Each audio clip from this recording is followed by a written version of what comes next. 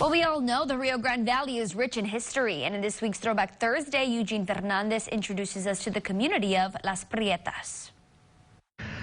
The time period that we're in is about the 1820s, and the subject matter we're going to discuss is very, very appropriate for our present time in history. The main subject matter is Las Prietas, a colony that was formed right about where I'm standing in Southmost, Las Prietas. That means the dark ones. There's been legend throughout our colonial history to present about what did that name mean. There was some kind of a chatter about how it was a colony of blacks here. An English ship captain came into the port of Veracruz, and he was confronted by the Spanish Navy in New Spain. They said, you cannot come into this country with these slaves because it is now outlawed. And he says, well, I didn't know. So they got hostile. The Spanish Navy and his 3 vessels got into a conflict. So the captain took off up the coast.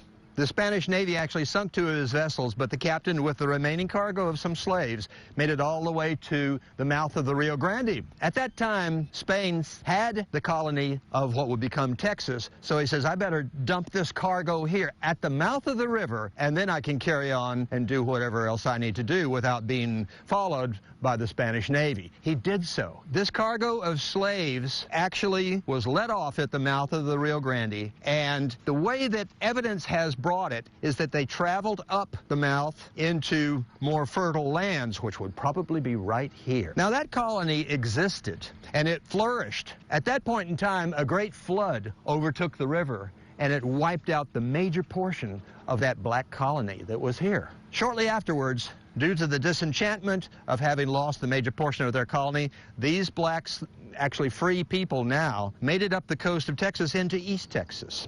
Over the last 60 years, we have scripted legislation that has forbade this type of behavior. We have the laws in our country, and again, thankfully, that particular blotch on our social path is, for the most part, attended to. So many things occurred over this land here that wove their ways into what we now have as our culture, and the rest is history. For KVEO News, I'm Eugene Fernandez.